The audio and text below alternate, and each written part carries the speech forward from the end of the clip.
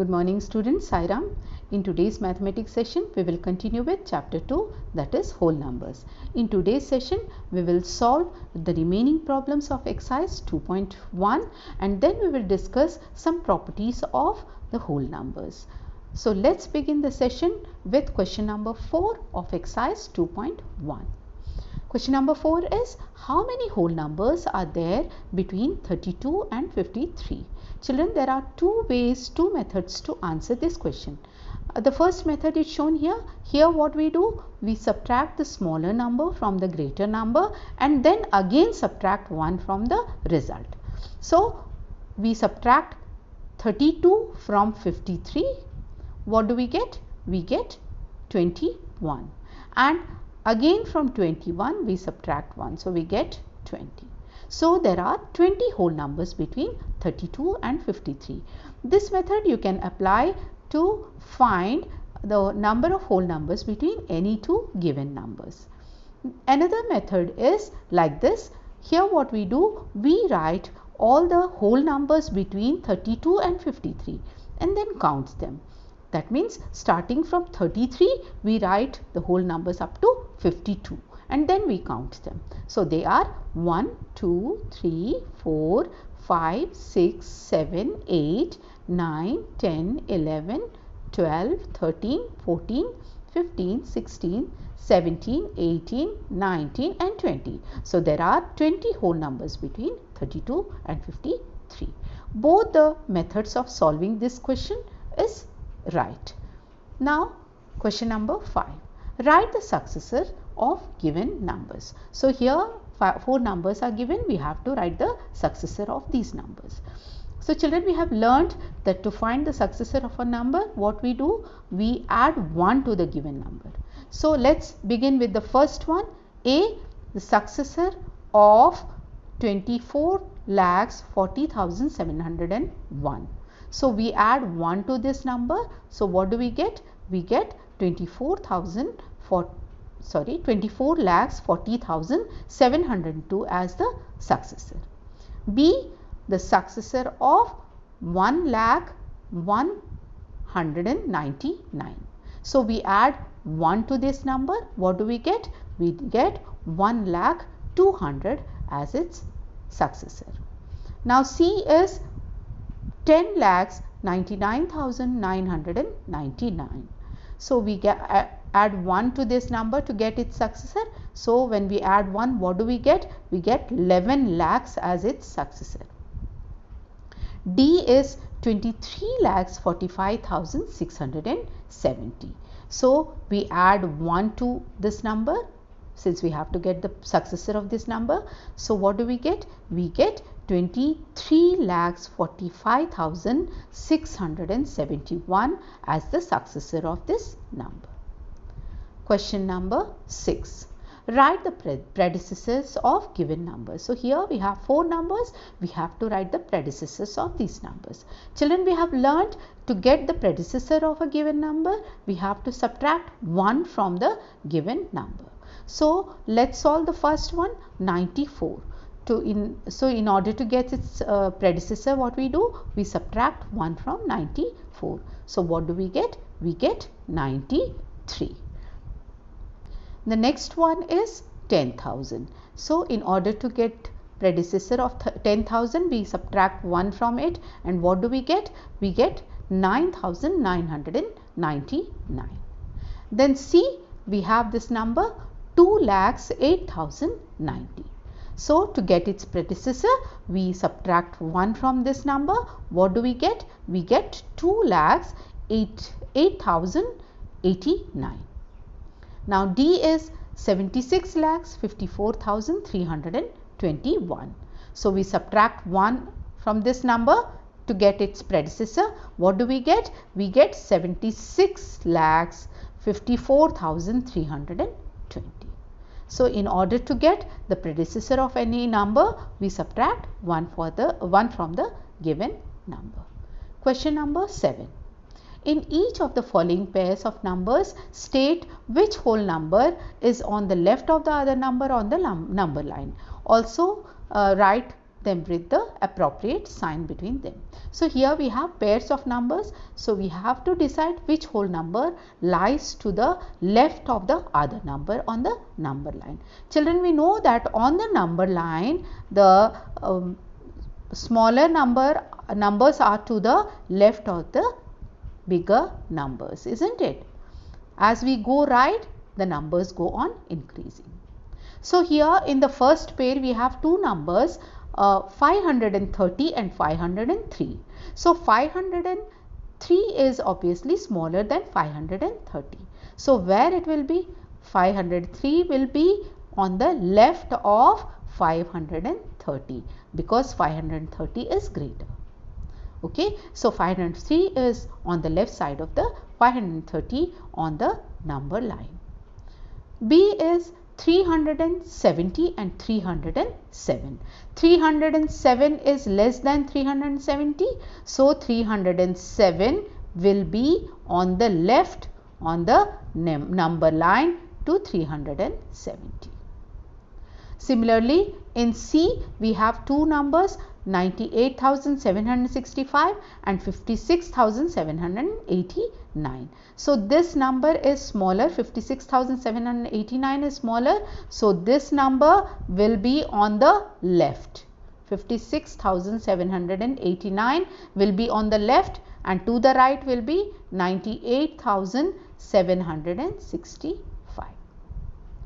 Next, D is 98,30,450 and the other number is 8-digit number. It is 1,23,001.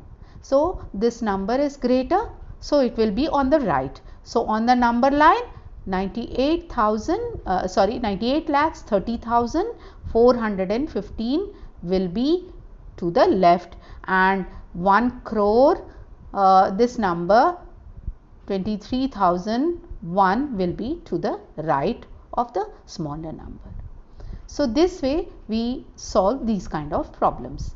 Next, question number 8, write true or false. 1. 0 is the smallest natural number.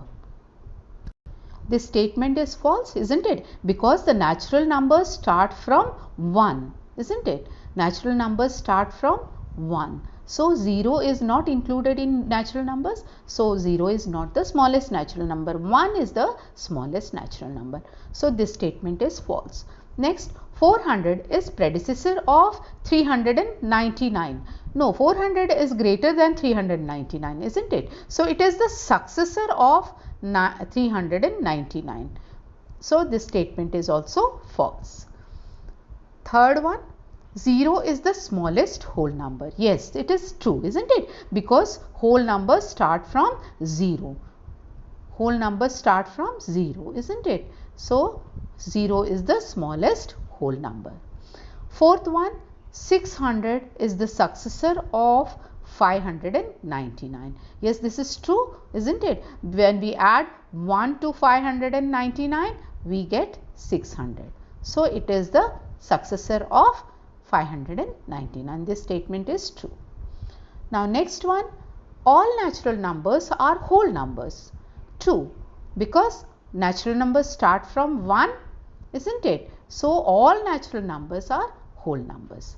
But are all whole numbers natural numbers? No, all whole numbers are not natural numbers because the whole number 0 is not included in natural numbers. So all whole numbers are not natural numbers. So this statement is also false. Next one, the predecessor of a 2-digit number is never a single digit number. This statement is also false, isn't it? Because if we take a 2-digit number, suppose 10, then its predecessor is 9, which is a single digit number, isn't it? So this is false statement. Eighth one is 1 is the smallest whole number. Wrong, 0 is the smallest whole number. Whole numbers start from 0, isn't it?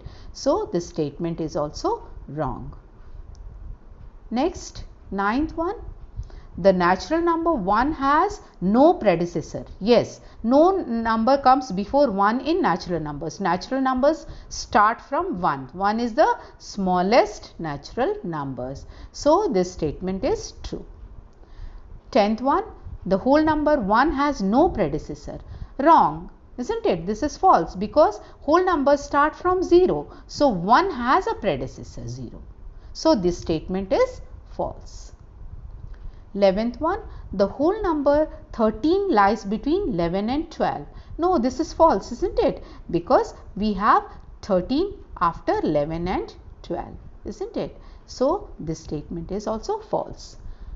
12th one, the whole number 0 has no predecessor. Yes, true, because 0 is the smallest whole number. Whole numbers start from 0. There is no predecessor of 0. So, this statement is true. The successor of a 2-digit number is always a 2-digit number. No, this is false, isn't it? Because if we take the 2-digit number 99, its successor will be 100, which is a 3-digit number. Okay, so always the successor of a 2-digit number is not a 2-digit number. This statement is false. With this, we come to the end of exercise 2.1. Children, let's now discuss some of the properties of the whole numbers. Children, there are some properties discussed here. One is closure property, second one commutative property, third one associative property, fourth one is distributive property, and fifth one is additive or multiplicative identity of whole numbers. So, let's discuss the first one, that is closure property. What is closure property? When we add two whole numbers, we get a whole number as the result.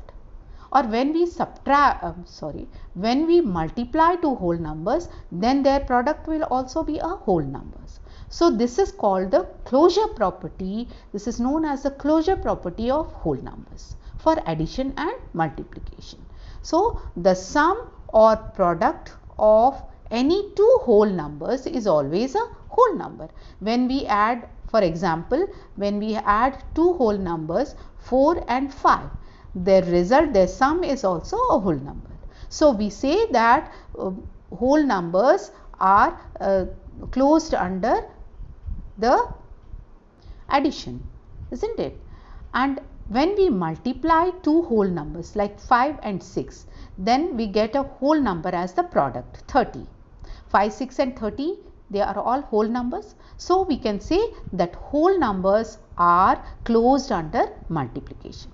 So, finally what do we say? Whole numbers are closed under addition and also under multiplication. This is the closure property of whole numbers. Their sum or their product, that means the sum of the whole numbers or the product of whole numbers is also a whole number. Now, let's read this. Whole numbers are closed under addition and under multiplication. We should remember this property of the whole numbers. Now, let's move on to the next property, that is commutative property. So, what is commutative property? Commutative property says that when we add two whole numbers or multiply two whole numbers, we can add them in any order. We can change the order in which we are adding them. Still the result will be the same. It will not make any difference in the result. Similarly, we can change the order while multiplying the whole numbers. Still the result will be the same. The result will not be affected. So, we can add or multiply two whole numbers in any order. It will not affect the result. This is called the commutative property of whole numbers under addition and multiplication. Or we can say that addition and multiplication of whole numbers are commutative. Okay, we can multiply two whole numbers or we can add two whole numbers in any order. It does not affect the result. Let us see some more examples to understand this. Let us consider two numbers 14 and 6. If we add 14 and 6 in two different orders like 14 plus 6 or 6 plus 14, still the result will be 20. So sum 1 will be equal to sum 2, isn't it? Similarly, if we add two whole numbers 0 and 9, we have changed the order and added them, still the result will be the same. So result 1, that means sum 1 is equal to sum 2. So the sum of two whole numbers remains the same irrespective of the order in which they are added. Even if we change the order, still the result remains the same. This is called the commutative property of addition of whole numbers. And we say that whole numbers are commutative under addition. Children, this property is very important, very simple one. You have to remember this, that even if we change the order of the whole numbers while adding them, still the result remains the same. Now let's consider one example to understand the commutative property of multiplication of whole numbers. Suppose we multiply two whole numbers 14 and 6 in different orders. That means 14 into 6 and 6 into 14. Still we get the result as 84. Product 1 is equal to product 2. Or similarly, if we multiply 0 and 9, still we get 0 even if we change the order in which we multiply the numbers. So the product of two whole numbers will remain the same irrespective of the order in which they are multiplied, which means if we change the order of the numbers while multiplying, still their result remains the same. This is known as the commutative property of multiplication of whole numbers, and we can say that whole numbers are commutative under multiplication. So this was the commutative property of addition and multiplication of whole numbers. So we can say that whole numbers are commutative under addition and multiplication, but we can find out that they are not commutative under subtraction and division. That means this rule, this commutative property does not apply for the subtraction and the division of whole numbers. This is true only for the addition and multiplication of whole numbers. Children, with this property I end this session. We will discuss more properties of whole numbers in our coming sessions. Thank you.